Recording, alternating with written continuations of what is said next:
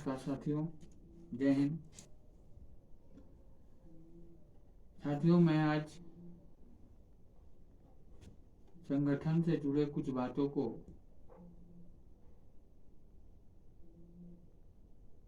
और लगभग 1-1.5 साल से संगठन को बढ़ाने के लिए जो हमारे तरफ से प्रयास किया जा रहा है, उस पर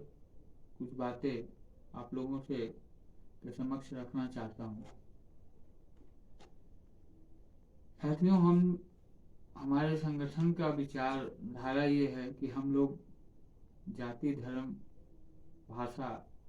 से ऊपर उठ के सभी को एक साथ एक माले में पिरो के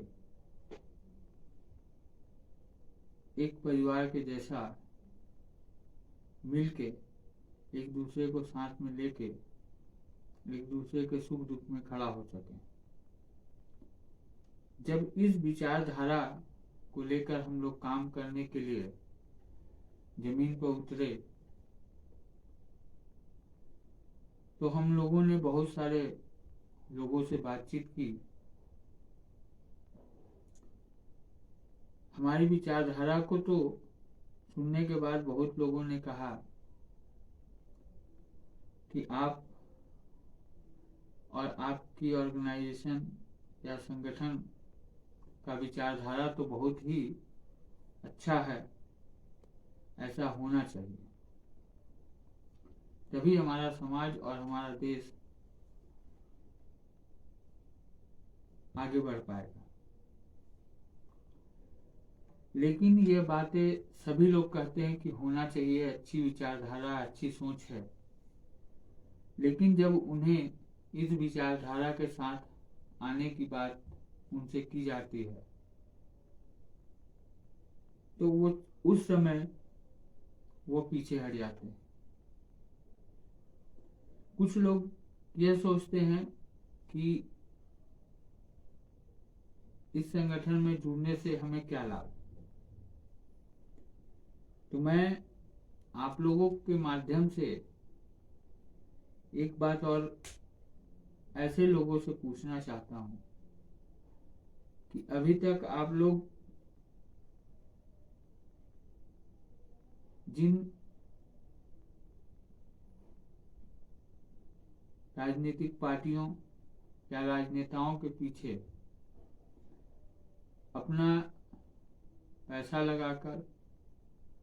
अपना समय बर्बाद करके उनकी जय जयकार की, आज तक उन्होंने आपको क्या दिया?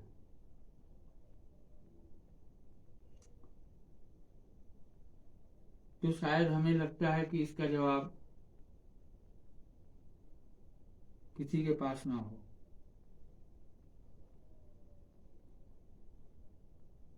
मेरा मानना है कि जब हम अपना पैसा खर्च कर, अपना समय बर्बाद करके राजनेताओं को गद्दी तक पहुंचाते हैं और उसके बाद हमें मिलता कुछ नहीं है, तो क्यों ना अब वही समय हम अपने और अपने परिवार, अपने समाज के बारे में लगाएं और उसके बारे में सोचें। शायद हो सकता है कि हम लोग आपस में जाति, धर्म की भेदभाव को मिटा के एक साथ मिलके अपने और अपने परिवार के बारे में यदि सोचे तो कुछ भला हो। क्योंकि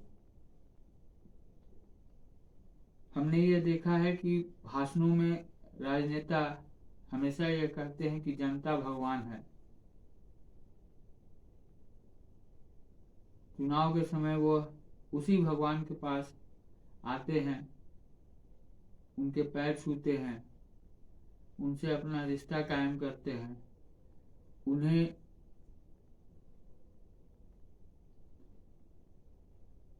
इमोशन के माध्यम से उन्हें अपना बनाने का प्रयास करते हैं और जब इसमें वो सफल हो जाते हैं और जब वो चुनाव जीत कर सांसद या विधायक बन जाते हैं तो वही भगवान उनसे बार बार फरियाद करती है कि हमारे साथ गलत हो रहा है या हमें ये परेशानी है, सांसद जी और विधायक जी इसे थोड़ा दूर करने का कष्ट करें। तो उस समय न वो सांसद जी नजर आते हैं और न वो विधायक जी नजर आते हैं। तो उस समय हम लोगों को बहुत ही दुख होता है और उस समय हमारे पास पछताने के अलावा और कुछ रास्ता नहीं बचता। इसीलिए मैं यह आप लोगों से कहना चाहता हूं कि अब हम लोग बहुत पछता लिए, बहुत सबके पास हाथ पैर जोड़ लिए, हमारे ही वोट से वह सांसद और विधायक बनते हैं और फिर हम ही को ही जाके उनके पास हाथ पैर जोड़ना पड़ता है अपने छोटे से छोटे कामों के लिए। तो क्यों ना हम लोग एक ऐसे परिवार का निर्माण करें जहां हमारे परिवार के किसी एक सदस्य को किसी प्रकार की कोई भी तकलीफ हो तो उसके पीछे उसके तकलीफ के लिए परिवार के 50 लोग आवाज उठाएं। तो हमें लगता है कि शायद इस तरह से हमारी बातों को सुना जाएगा और यही सांसद विधायक फिर और अधिकारी समझने का प्रयास करेंगे। हमने देखा है कि छोटी छोटी चीजों के लिए जब हमारे गांव से आसपास के गरीब और असहाय लोग किसी काम को किसी अधिकारी पास करवाने के लिए जाते हैं तो हर बार उन्हें किसी न किसी पेपर की कमी या कोई ना कोई गलती बताकर उन्हें बार बार दौड़ाया जाता है या कई बार ऐसा भी होता है कि उन्हें यह बताया जाता है कि आप इस काम के लिए 200 या 500 रुपया दें, आपका काम हो जाएगा। कई बार तो ऐसा भी होता है कि पैसा देने के बाद भी काम नहीं होता। ऐसे परिस्थितियों में लोगों को निराशा और हताशा छोड़ के और कुछ नहीं मिलता। हमारी यह सोच है कि हम अपने परिवार को, इस आम आदमी की आवाज की परिवार को इतना मजबूत बनाएं कि हम उस गरीब के साथ में, उस असहाय व्यक्ति के साथ में खड़ा होके 10 लोग, 15 लोग, 20 लोग खड़े होके उस अधिकारी से यह पूछ सके कि आप इनका काम नहीं कर रहे हैं तो इसके पीछे कारण क्या है और आपने इनसे पैसा मांगा तो यह आपको पैसा क्यों दे। हमारे देश के प्रधानमंत्री भी अपने भाषणों में कहते हैं कि भ्रष्टाचार खत्म होना चाहिए। मुख्यमंत्री जी भी कहते हैं कि भ्रष्टाचार खत्म होना चाहिए। भ्रष्टाचार हमारे देश को खोखला बना रही है, लेकिन हमें यह समझ में नहीं आता कि यह खत्म कैसे होगा। तो इस पर बहुत सोचने के बाद हमने यह पाया कि जो अमीर तबके के लोग हैं उन्हें इन सब बातों से कोई मतलब नहीं, क्योंकि उनका काम घर बैठे हो जाता है। जो मध्यम वर्ग के लोग हैं वह यह सोचते हैं कि कौन जाए इन सब पछड़ों में पढ़ने के लिए, अपने काम धंधे को छोड़ के कौन जाए रोज रोज अधिकारियों के पास चक्कर लगाने। इसलिए वह भी यह जानते हैं कि किसी कार्य को कराने के लिए पैसा देना गलत है,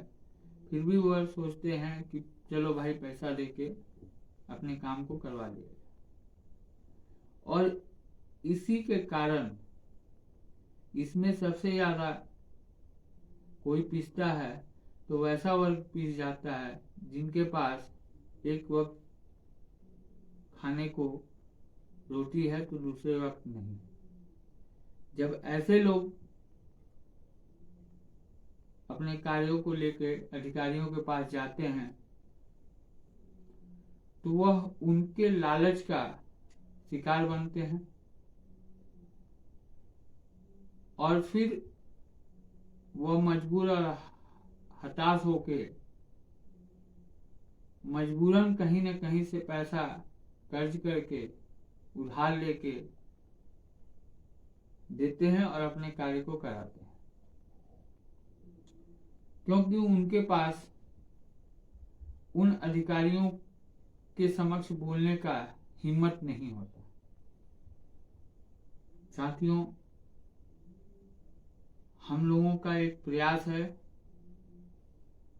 और इस प्रयास में यदि अच्छे लोगों का साथ मिले, हम एक दूसरे को जाति और धर्म भाषा से हटके एक परिवार में पिरोने का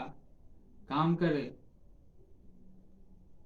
और किसी भी कार्य के लिए हम लोग इकट्ठा होके आवाज उठाएं, तो हमें लगता है कि कुछ हद तक हमारे बहुत सारी समस्याओं का समाधान हो सकता है। इसलिए आप लोगों से विनम्र निवेदन है कि आप लोग थोड़ा सा इन बातों पर विचार करें, सोचें, और आपको लगता है कि नहीं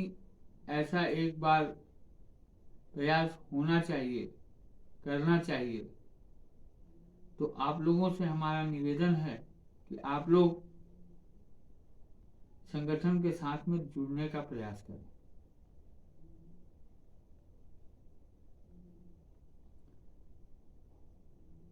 हमने देखा है बहुत जगहों पर कि सरकार की योजनाओं को के बारे में सही तरीके से लोगों को मालूम न होने के कारण भी लोग भ्रष्टाचार के शिकार हो जाते हैं। जैसे कि मैं एक छोटा सा उदाहरण आप लोगों के सामने रखना चाहता हूं कि प्रधानमंत्री आवास योजना और स्वच्छ भारत मिशन के तहत शौचालय योजना में किसी भी ग्राम प्रधान का कोई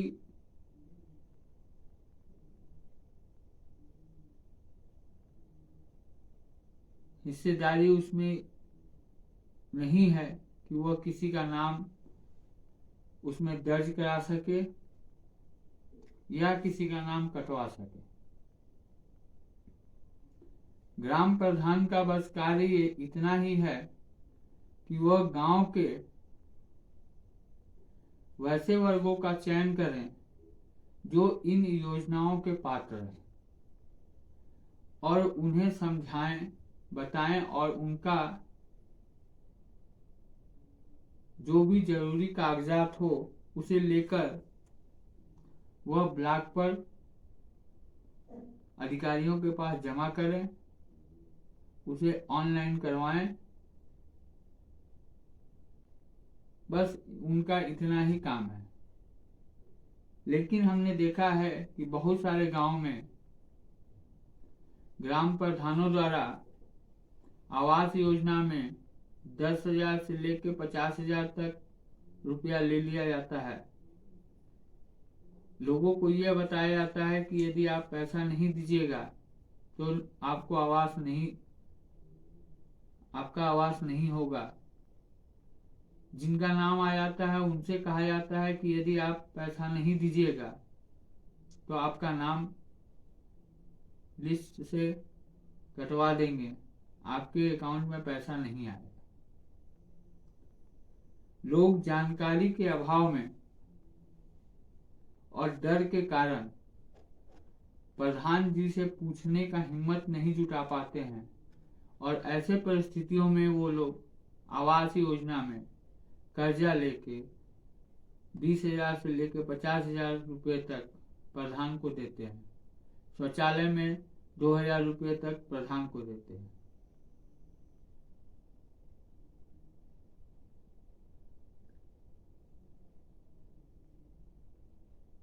इसका निदान तभी हो पाएगा जब हम लोग इकट्ठा होके एक परिवार में बंध के इन चीजों के प्रति लोगों को जागरूक करें। सरकार की योजनाओं के नियम कायदे कानून को लोगों को बताएं और लोगों को यह भरोसा दिलाएं कि यदि आपसे कोई बेफिजूल का किसी भी तरह का पैसा किसी भी कार्य के लिए मांगता है तो आप डरे ना, खुल के अपनी बात रखें। हम आपके और हमारा परिवार आपके साथ है। तब शायद हम लोग कुछ हद तक अपने और संगठन के विचार और कार्यों को लेकर सफल हो पाएंगे।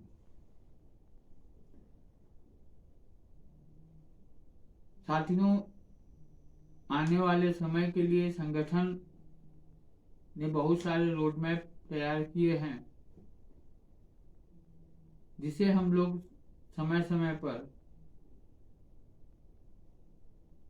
उसको धरातल पर लाने का प्रयास कर रहे हैं। लेकिन कभी कभी दुख इस बात की होती है कि लोगों के पास एक स्थान पर बैठ के 2 घंटा 3 घंटा एक इनकी बुराई उनकी बुराई या दूसरों के बारे में चर्चा करने का समय होता है। लेकिन जब उन्हीं लोगों को यह कहा जाता है कि भाई आए, हम लोग एक परिवार में बंधे और बंध के अपने और अपने परिवार और समाज के को कैसे आगे बढ़ाया जाए इसके बारे में बात करें, तो उनको यह लगता है कि यह सब बेकार की चीजें हैं।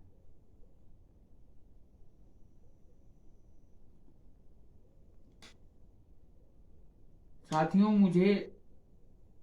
यह कहते हुए कहीं भी शर्मिंदगी महसूस नहीं होती कि कुछ लोग कहते हैं कि यह बेकार की चीजें हैं, यह सोच बेकार है। लेकिन जब उन्हीं का कोई काम की आवश्यकता होती है या कोई काम उनका अटकता है तो उस समय फिर वही लोग संगठन खोजते हैं, ऐसे व्यक्ति खोजते हैं जो दूसरों के लिए काम करता है, जो दूसरों की मदद करना चाहता है या मदद करता है, और फिर उन्हीं के पास आते हैं। मेरा ऐसे लोगों से यही कहना है कि जब सामाजिक कार्य करने वाले लोग गलत हैं, उनके बारे में आपकी धारणा यह है कि इन लोगों के पास कोई काम नहीं है, ये लोग अपना फालतू का समय व्यतीत कर रहे हैं ऐसे चीजों में, तो फिर समय आने पर आप क्यों ऐसे लोगों के पास जाते हैं अपनी समस्याओं को लेकर, और उनसे फिर क्यों ये रिक्वेस्ट करते हैं या अनुरोध करते हैं कि हमारा ये काम आप थोड़ा सा करवा दें।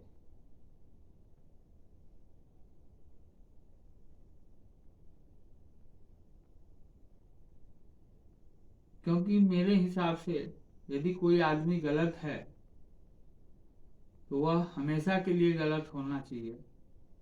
न कि अपने जरूरत के हिसाब से कोई व्यक्ति आज सही है, कल गलत हो, परसों फिर सही हो जाए। ऐसा होना भी नहीं चाहिए। और ऐसे जो लोग करते हैं वह कहीं न कहीं अपने आप को धोखा देते हैं, अपने साथ छलावा करते हैं।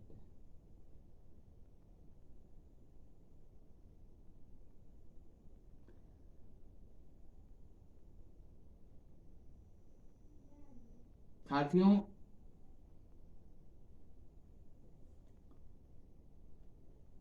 हमारे इन बातों से बहुत लोगों को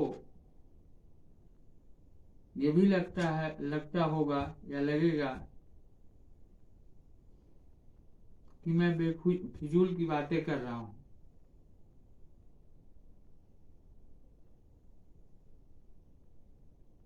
तो मैं आप लोगों को यह भी बता दूं कि ठीक है, हो सकता है कि हम बेफिजूल की बातें कर रहे हैं, लेकिन आपसे अनुरोध ये भी करते हैं कि आप कभी थोड़ा इसके बारे में जरूर सोचें, हमारी बातों पर जरूर गौर करें, तब आपको समझ में आएगा कि यह सब बातें सही है या फिजूल की है। मैं आप लोगों के ही माध्यम से पूछना चाहता हूं कि जो नेता, जो लोग हमारे लिए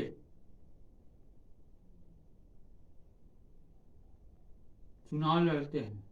जो लोग भाषणों में यह कहते हैं कि मैं समाज सेवा करने के लिए और मेरे पास कोई लालसा नहीं है, मैं समाज सेवा करने के लिए राजनीति में आया हूँ, मैं पैसा कमाने के लिए राजनीति में नहीं आया हूँ, हमारे पास बहुत पैसा है, मुझे पैसे की क्या आवश्यकता। तो मैं ऐसे इन बातों पर एक बिंदु ये भी रखना चाहता हूं कि इस पर भी आप लोग थोड़ा गौर करें कि जिनके पास पहले से लाखों करोड़ों की संपत्ति है, पैसा है, व्यवसाय है, और वह समाज सेवा करना चाहते हैं, तो मैं ऐसे लोगों से पूछना चाहता हूं आपके माध्यम से कि फिर उन्हें रोकता कौन है? फिर समाज सेवा करने के लिए क्या ऐसी मजबूरी है कि उन्हें राजनीति में ही आना होगा तो ही वो समाज सेवा कर पाएंगे, अन्यथा नहीं कर पाएंगे?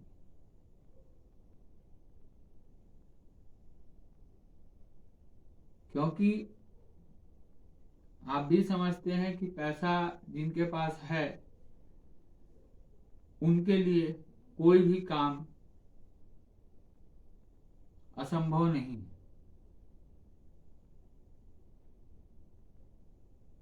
तो फिर वह किस चीज को पाने के लिए, कौन सा ऐसा हथियार है जिसे वो पाने के लिए राजनीति के माध्यम से ही समाज सेवा करना चाहते हैं?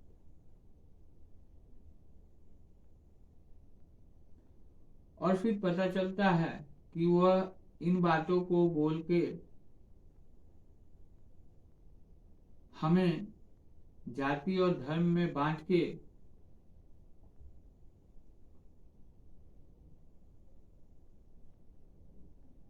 क्षत्रियों को नीची जाति का डर दिखा के, नीची जाति को ऊंची जाति का डर दिखा के, हिंदू को मुसलमान का डर दिखा के और मुसलमान को हिंदू का डर दिखा के कुछ लोग कुर्सी तक पहुंच जाते हैं। लेकिन कभी आप लोग यह जानने का प्रयास करते हैं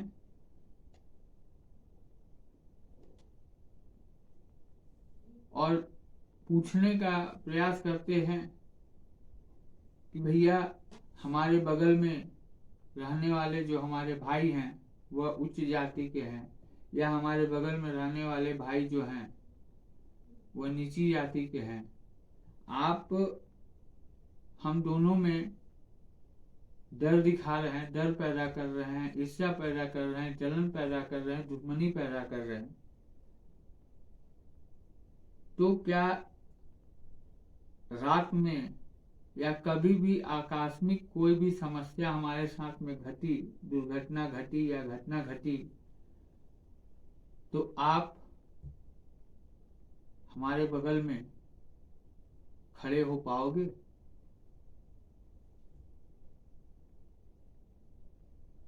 उस समय आपको पता चलेगा कि नहीं, वैसे लोग कतई आपके साथ खड़े नहीं हो पाएंगे। आपके दुख में, आपके परेशानी में सबसे पहले आपके बगल के ही लोग आएंगे, चाहे वो किसी भी कास्ट के हों, किसी भी धर्म के हों, चाहे वो अच्छे मन से आए या बुरे मन से आए, लेकिन आएंगे वही लोग जो आपको लड़ाकर गद्दी पर चले गए हैं, गद्दी धारण कर लिए हैं, वह आपके पास नहीं आएंगे। आपसे निवेदन है कि आप हमारी बातों पर ही भरोसा ना करें, आप इसको समझने का प्रयास करें, देखें, अपने व्यवहारिक जीवन में भी आप इसको देखें और समझने का प्रयास करें कि क्या हमारी बातें जो मैं कह रहा हूँ यह गलत है या सही है, या ऐसा होता है या नहीं होता है। तो आपको समझ में आएगा। साथ ही साथ साथियों, हमारे देश की बहुत बड़ी विडंबना है कि हमारे देश में MA, BA, B.Ed अच्छी अच्छी डिग्री लेकर लोग जो है सड़कों पर घूम रहे हैं, और हमारे भविष्य का फैसला करने के लिए हम लोग ऐसे लोगों को चुनकर भेजते हैं जो खुद, उसमें से कुछ लोग खुद 8 पास भी नहीं होते। तो आप ही समझें कि जो लोग खुद 8 पास नहीं हैं वह क्या पॉलिसी बनाएंगे, वह क्या डिसीजन लेंगे। वह फिर कहीं ना कहीं जाके उन अधिकारियों पर ही डिपेंड हो जाएंगे, और अधिकारी वह जैसा रिपोर्ट बनाएगा, जैसी योजनाएं बनाएगा, जैसे वह समझाएगा, हमारे वह एक पास नेता मंत्री जी उस पर आंख मूंद के सिग्नेचर करेंगे, क्योंकि उनके पास उतना ज्ञान उसको समझने का है ही नहीं कि जो हमारे अधिकारी वर्ग जो है,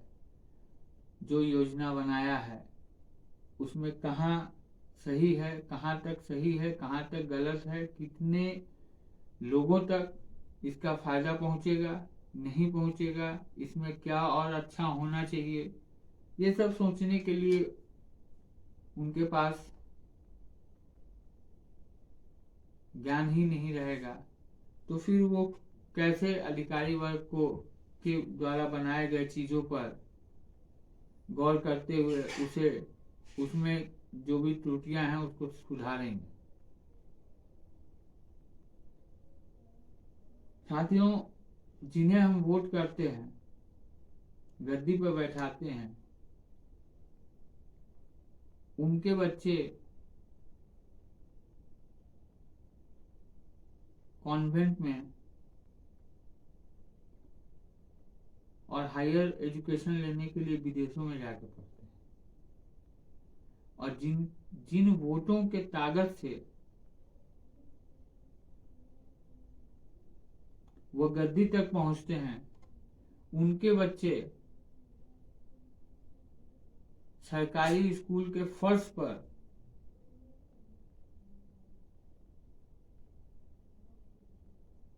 बैठकर शिक्षा ग्रहण करते हैं।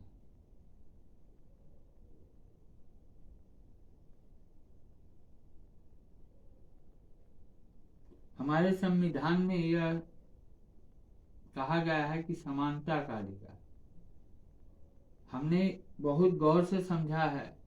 तो कुछ जगह तो समानता है, लेकिन कुछ क्षेत्रों में अभी भी बहुत बड़ी खाई है।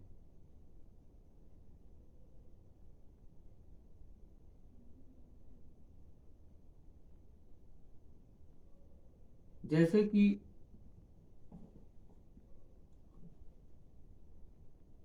जो शिक्षक वर्ग है, जो कर्मचारी वर्ग है, उनको समय से पैसा देने के लिए सरकारों के पास पैसा नहीं होता, लेकिन मंत्री, सांसद, विधायक जी का सैलरी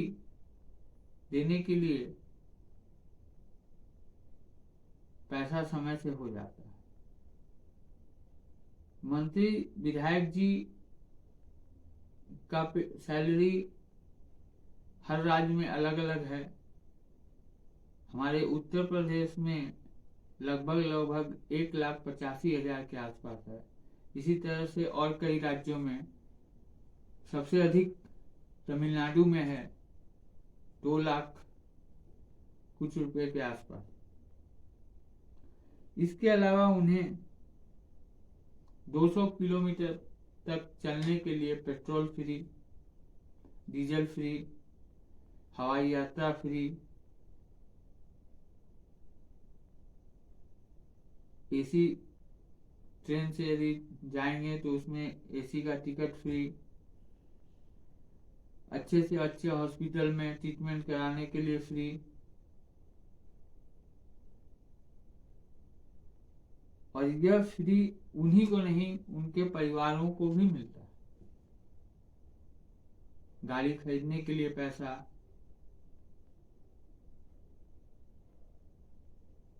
बच्चों को हायर एजुकेशन के लिए बाहर भेजने के लिए पैसा,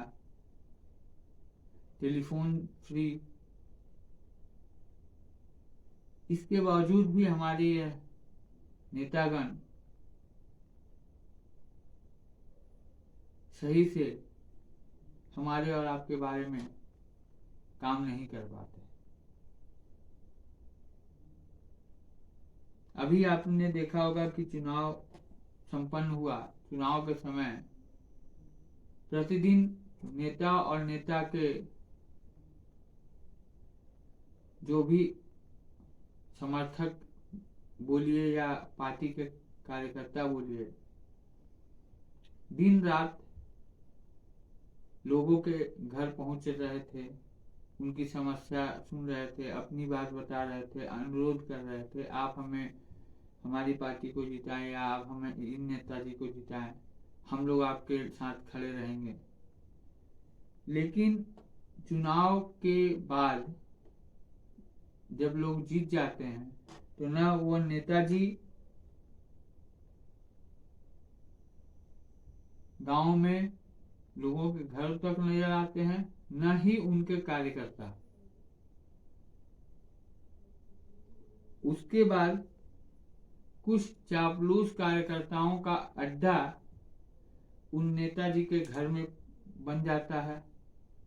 वह बार बार उन नेताजी के पास जाकर कहते हैं कि हमारे गांव में सब ठीक है, कोई दिक्कत नहीं है, लोग खुशहाल हैं। और उस नेताजी को भ्रम में डाल के गलत गलत सूचनाएं पहुंचा के अपना उल्लू सीधा करते हैं। और नेताजी के पास भी उतना समय नहीं होता है, मंत्री जी के पास भी उतना समय नहीं होता है कि वह कभी अपने स्तर से यह जानने का प्रयास करें कि क्या हमारे जो संगठन के कार्यकर्ता या पदाधिकारी या जो वर्कर हैं वो जो आके हमें सूचनाएं दे रहे हैं वह सही है या गलत।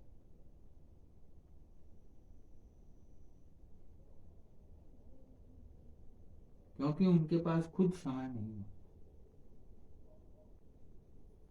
वह भारत के विकास के लिए, वह देश के विकास के लिए, वह समाज के विकास के लिए वो इतने मग्न हो जाते हैं, इतना कड़ा मेहनत करते हैं कि 24-24 घंटा वह केवल प्लानिंग ही बनाते हैं, उस पर काम करने लगते हैं और अंत में क्या प्लानिंग निकल के आती है कि रोड, किसी गांव की सड़कें टूटी हैं तो उसके लिए उस गांव के कुछ जागरूक लोग आवेदन पर आवेदन दे दे के थक जाते हैं, लेकिन वो सड़कें नहीं बनती। क्या प्लानिंग उनकी निकलती है कि स्वास्थ्य केंद्रों पर बहुत सारी कमी होने के बावजूद भी, कुछ जागरूक लोगों के बार बार बोलने के बावजूद भी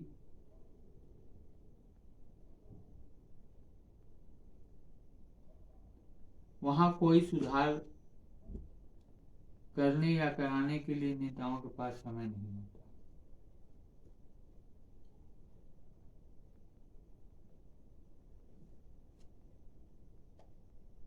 दुर्भाग्य हम लोग के समाज का ये भी है कि जो लोग अच्छे चीजों के लिए आवाज उठाते हैं वैसे लोगों को ही कुछ लोग समझाते हैं कि आपको क्या पड़ी है, आप इन सब चीजों में ना पड़े। कुछ लोग उनको डराते भी हैं, धमकाते भी हैं। तो ऐसा इसलिए संभव हो पाता है क्योंकि लोग बटे हुए। जिस दिन हम लोग एक सूत्र में पिरो के, एक कागज बन के हम लोग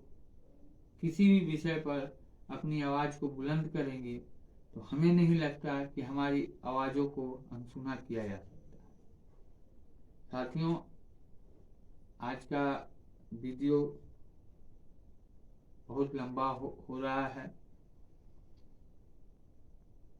इसलिए मैं अब ज़्यादा कुछ नहीं कहना चाहता हूँ। बस इतना ही निवेदन करना चाहता हूँ कि यदि आपके मन में थोड़ी सी भी अपने लिए, अपने परिवार के लिए या अपने समाज के लिए अच्छी सोच हो, आगे बढ़ने की सोच हो, तो आप संगठन के साथ जुड़ने का प्रयास करें। संगठन के विचारधाराओं को लोगों तक पहुंचाने का प्रयास करें और यह संगठन भारत के हर राज्य, हर गांव, हर कस्बे तक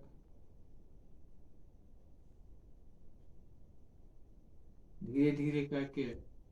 फैल रहा है। आप लोग इसमें सहयोग करें, इस परिवार के साथ जुड़ने का कष्ट करें और यदि आपको कोई बात बुरी लगी हो तो हम क्षमा चाहेंगे और आपसे अनुरोध करेंगे कि इस वीडियो को ज़्यादा से ज़्यादा शेयर भी करें, लाइक और कमेंट भी करें।